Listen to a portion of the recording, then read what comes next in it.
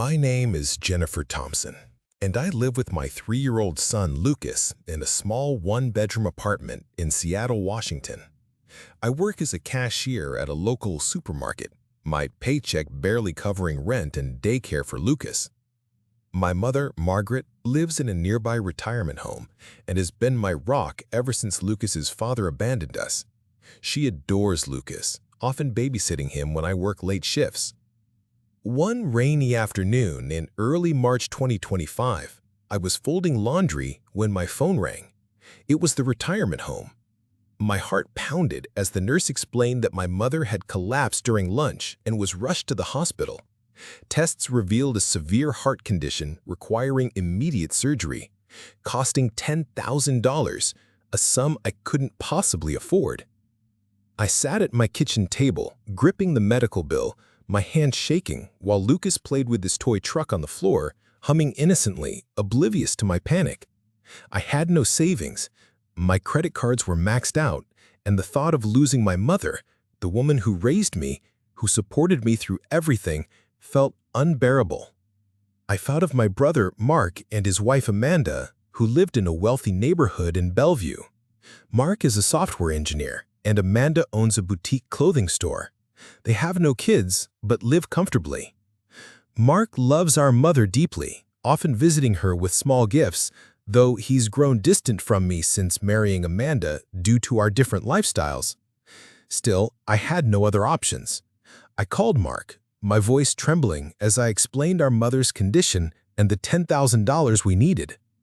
Mark sounded worried. "That's awful, Jen. I want to help Mom, but we're tight on money right now because of a loan for Amanda's store expansion. I'll talk to her. We'll lend you the $10,000. I felt a wave of relief, tears spilling over as I thanked him, though the word lend made me uneasy. Mark added, "I'll come by tomorrow to discuss details." I hung up, clinging to a sliver of hope for the first time since my mother's diagnosis. The next day, Mark and Amanda arrived at my apartment. Mark looked uneasy, his brow furrowed with guilt, while Amanda took charge, handing me a $10,000 check along with a contract. I asked, confused, what the contract was for. Amanda replied coldly, "We're lending you this money, but we need security. Our finances are stretched with the store loan. We can't afford to lose $10,000. If you can't repay in 6 months, you'll let us adopt Lucas." I felt the air leave my lungs, stammering, "Adopt Lucas? What are you saying?" Mark avoided my gaze, muttering, "Jen, I don't like this, but Amanda insisted on the contract. I just want Mom to get the surgery." Amanda continued, "We've always wanted a child, and this ensures you'll pay us back. It's just a precaution." I glanced at Lucas playing in the corner, my stomach churning. I turned to Mark, pleading, "Mark, she's your mother too. How can you let Amanda do this?" Mark sighed. "I wish I could pay for Mom outright, but we're in debt. Amanda's right, we need a guarantee." I felt betrayed, realizing Amanda had used their financial strain to push her own agenda, while Mark's guilt couldn't outweigh his loyalty to her. The days that followed were a nightmare. I couldn't eat or sleep, my mind trapped between losing my mother or my son. Imagining Lucas calling Amanda Mom broke my heart, but the thought of my mother dying without surgery was just as unbearable. I called Mark again, begging, "Please, talk to Amanda. I can't lose Lucas. Mom wouldn't want this." Mark's voice was heavy with regret. "I tried, Jen, but Amanda won't budge. She says it's the only way to protect our finances. I feel terrible, but I don't know what else to do." I was furious and heartbroken. Mark loved our mother, I knew that, but he was caught between financial strain and Amanda's control. I sat on the floor, surrounded by Lucas's toys, sobbing uncontrollably. Lucas hugged my leg, asking softly, "Mommy sad?" I held him tight, tears streaming down my face, my heart shattered by the impossible choice. I tried every alternative I could think of, applying for loans, asking coworkers for help, but my credit was too poor, and no one could lend such a large sum. I called Mark one last time, hoping he'd find a way to help without Amanda's condition, but he said weakly, "I'm sorry, Jen. I can't go against Amanda. I'd pay for Mom myself if we weren't in debt. Just try to pay it back." The hospital called, warning that my mother's condition was worsening and I couldn't delay the surgery much longer. I sat at my kitchen table late at night, staring at the contract, tears dripping onto the paper. I felt trapped between two unbearable losses with no way out. Finally, I decided I couldn't risk losing Lucas, even to save my mother. I tore up the contract and turned to my community for help. My coworkers at the supermarket organized a fundraiser, bake sales, car washes, and a crowdfunding campaign. The Seattle community responded generously, raising $12,000 in 3 weeks. My mother had her surgery and began recovering. I cut off contact with Amanda, unable to forgive her manipulation, and kept only minimal contact with Mark, feeling he'd failed our family by not standing up to Amanda, even if his financial situation had constrained him. One sunny afternoon, I sat in the park watching Lucas play, my mother beside me, smiling weakly. I knew I'd made the right choice. My family might be small, but it was built on love, not manipulation. I learned that family should prioritize love and empathy over personal gain, not exploit desperation like Amanda did with her cruel condition, while Mark's inability to stand up showed how financial pressure constrained familial bonds, and I realized the immense power of community support, which helped me save my mother without losing my son, teaching me to hold firm to my values and protect what's most sacred, like my bond with Lucas, no matter the cost. I'm Mia Harper, living in Chicago, Illinois, with my 7-year-old son, Liam. I work as an administrative assistant at a small company, but the job is unstable. Liam loves chess and was invited to compete in a big tournament that cost $300 to enter. On a cold evening in January 2025, I received an email inviting me to interview for my dream job, an office manager position with a higher salary, but I needed a professional outfit to make a good impression, costing $250. I sat at my kitchen table, staring at the tournament flyer and the interview email, my heart pounding with anxiety. I couldn't afford both, and choosing between Liam's dream and my opportunity broke my heart.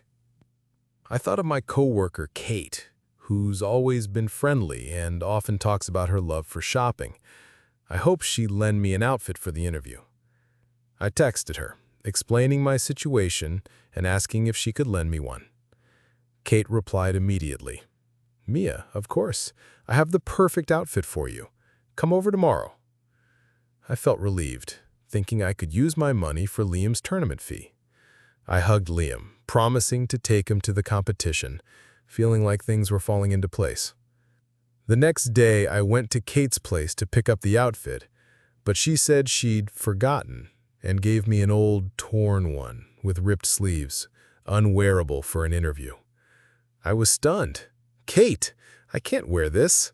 I need something professional." She smirked lightly. "Oh, sorry, Mia. I just found out the company's hiring for that position too, and I applied. I thought if you didn't show up, I'd have a better chance." I felt like the ground had collapsed beneath me. Kate knew how much this opportunity meant to me and Liam, yet she sabotaged me to get ahead. I stammered, "How could you do this? I trusted you." She shrugged. "It's a big opportunity, Mia. I had to think about myself." I left, tears streaming, betrayal overwhelming me. I returned home, heartbroken. I couldn't afford a new outfit, and the interview was approaching. I sat watching Liam play chess, tears falling as I thought about missing the chance to give him a chance to compete. Liam hugged me. "Mommy, why are you sad?" I held him tight, feeling utterly powerless. Kate's betrayal made me realize not everyone could be trusted, even those I considered friends. I decided to sacrifice my opportunity so Liam could compete. I used my last $300 to register him for the tournament, skipping the interview. I wore my old dress to work instead, knowing I'd missed my chance for a better job. But Liam's smile when he heard he could compete made it worth it. I vowed never to forgive Kate. At the tournament, Liam won a bronze medal, and I cheered proudly, though a part of me still regretted my lost opportunity. After the tournament, I realized Liam's happiness was my top priority. I started searching for other job opportunities while being more careful with coworkers. I stopped talking to Kate, focusing only on my family and true supporters. One evening, I sat with Liam, playing chess together, laughing, and I felt stronger for having prioritized my values. I learned not to trust coworkers too easily, as Kate's deception sabotaged my opportunity, and that sacrificing for my family, like choosing Liam's tournament, taught me to prioritize family, making me stronger and more cautious in relationships. I'm Jessica Nguyen, living with my 8-year-old son Ethan in a small house in Houston, Texas. I work as a barista at a coffee shop, earning just enough to get by. Ethan loves coding on my old laptop, and he was selected to join an online coding competition for kids. On a humid morning in June 2025, our laptop broke. The screen wouldn't turn on. The repair shop said it needed a new screen, costing $400. I sat in our living room, watching Ethan sadly hug his coding book, my heart breaking at the thought of him missing the competition. I thought of my older sister, Anna, an accountant living in downtown Houston. She's always been proud of supporting family and even gifted Ethan a coding book set for his birthday.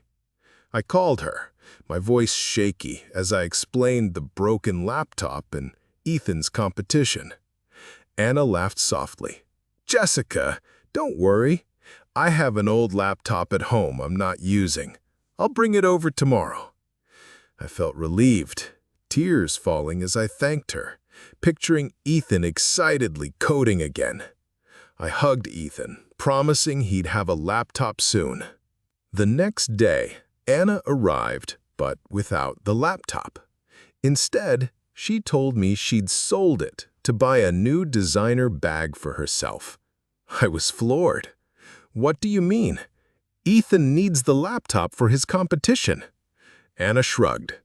"Sorry, Jessica, but I saw that bag and I couldn't resist. You'll figure something else out. You're tough." I felt like I'd been slapped. Anna knew how much Ethan needed the laptop, knew I couldn't afford a new one, but she chose her own desires. I stammered, "But you promised. Ethan will be so disappointed." She just smiled. "I'm sorry, but I have my own needs." I stood there, tears falling, betrayal consuming me. I couldn't sleep, overwhelmed by helplessness. I had no money to fix the laptop, and the competition was nearing. I sat watching Ethan hug his coding book, tears streaming as I thought I'd failed him. Ethan ran over, hugging me. "Mom, I don't need to compete. I just want to learn." His words broke my heart further. I felt betrayed by my own sister, someone I had always trusted. I decided I couldn't let Ethan miss out. I sold some old jewelry of mine for $450, enough to fix the laptop. Ethan competed and won an honorable mention, his eyes lighting up with pride. I stopped talking to Anna, vowing never to rely on her again. I realized I needed to depend on myself to protect my son's dreams. After the competition, I embraced independence, relying less on others. I worked extra hours at the coffee shop, saving for a new laptop for Ethan. Ethan and I started learning basic coding together, laughing each evening. I realized Anna's betrayal taught me the value of self-reliance. I learned that family isn't always reliable, as Anna's selfish act of selling the laptop for her own gain showed me, and that embracing independence, like when I sold my jewelry to fix Ethan's laptop, taught me the value of perseverance in protecting my son's dreams, making me stronger and more self-reliant in facing life's challenges. I'm Maria Gomez, living with my 6-year-old daughter, Sophia, in a small apartment in Phoenix, Arizona. I work as a janitor at a hotel, earning just enough to survive. Sophia has severe pollen allergies, and spring is always a challenge. On a scorching afternoon in July 2025, Sophia started struggling to breathe due to an allergy flare-up, and I realized her medication had run out. The doctor prescribed a new one, costing $150, a sum I didn't have after paying the electric bill. I sat in our living room, holding Sophia as she wheezed, my heart racing with panic. I thought of my neighbor, Mrs. Helen, a retiree living next door. She's always been kind, often giving Sophia candies and asking about her health. I knocked on her door, my voice trembling as I explained Sophia's condition and asked if she could lend me $150 for the medicine. Mrs. Helen nodded. "Maria, I can get that money for you right now. Don't worry, I'll grab it." I felt relief, tears falling as I thanked her, imagining Sophia breathing easier soon.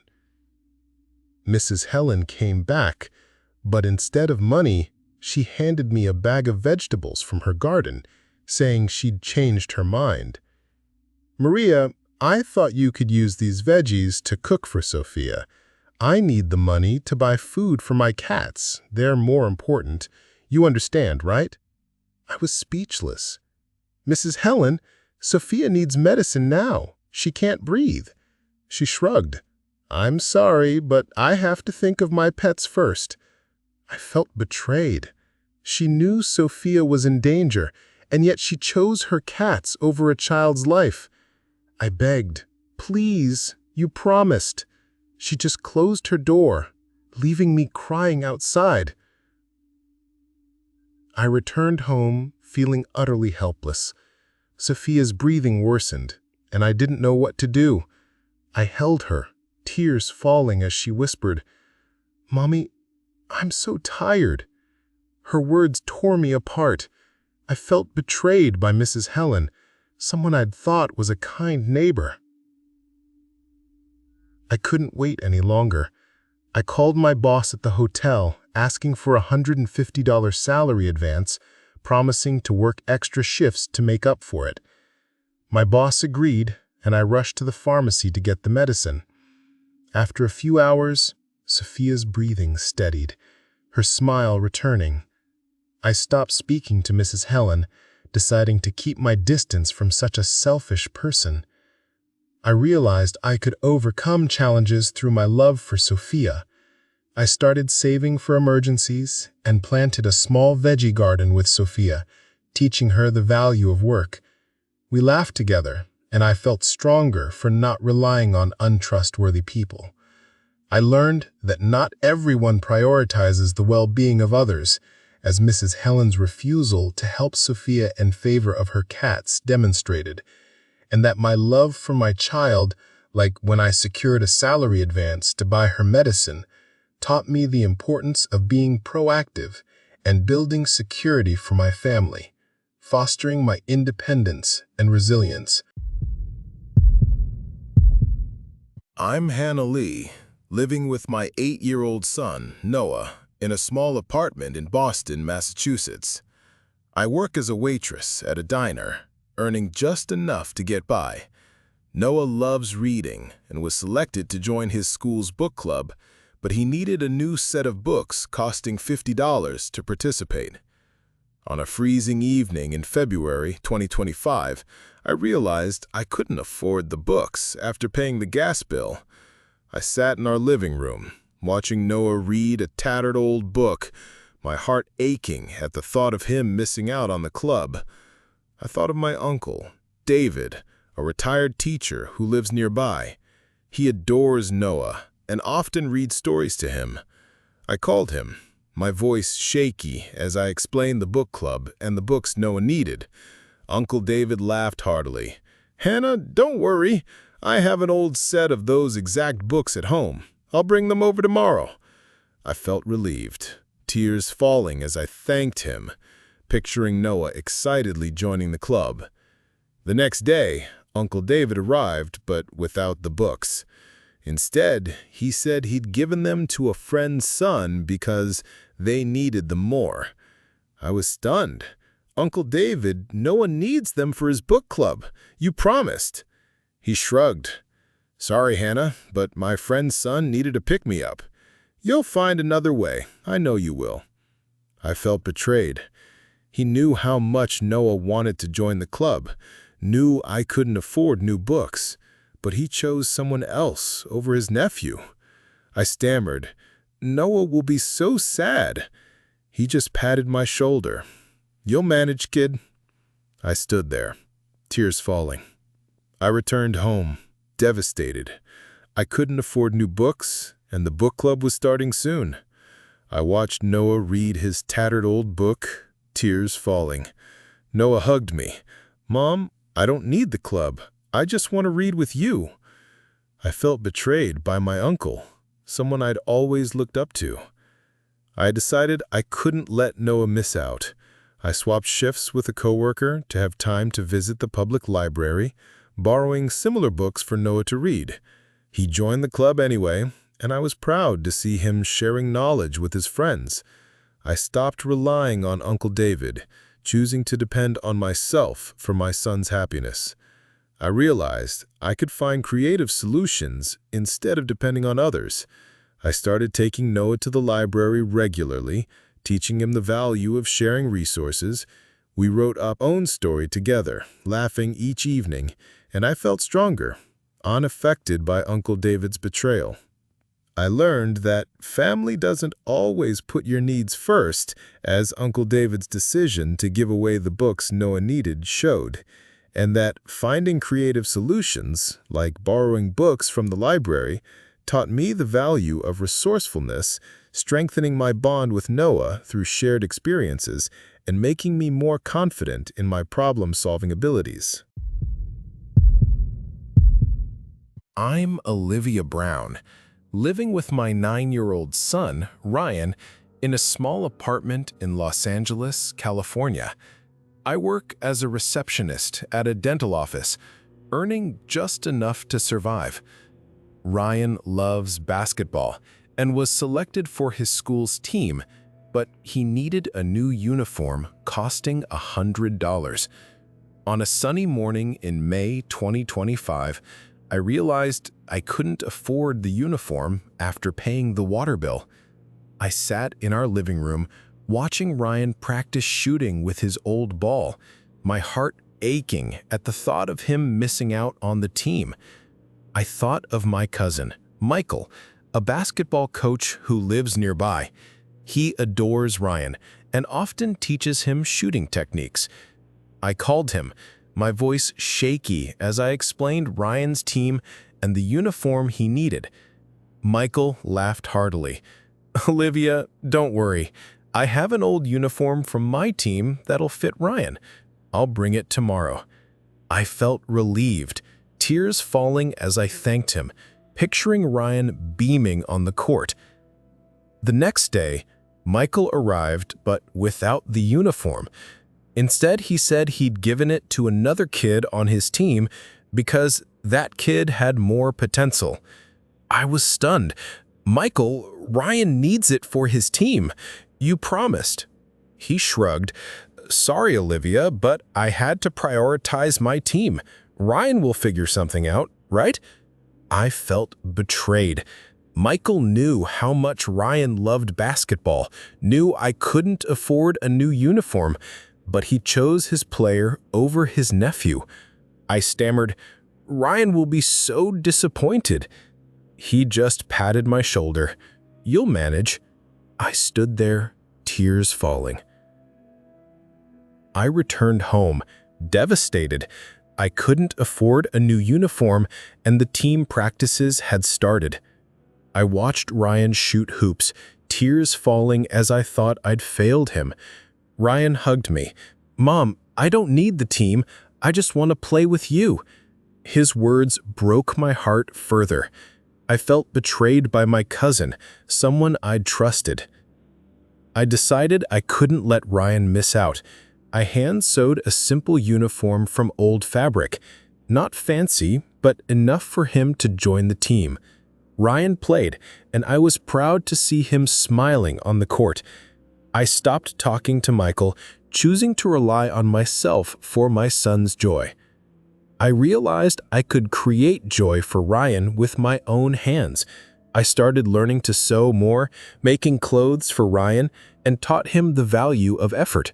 We practiced basketball together each evening, laughing happily, and I felt stronger, no longer affected by Michael's coldness.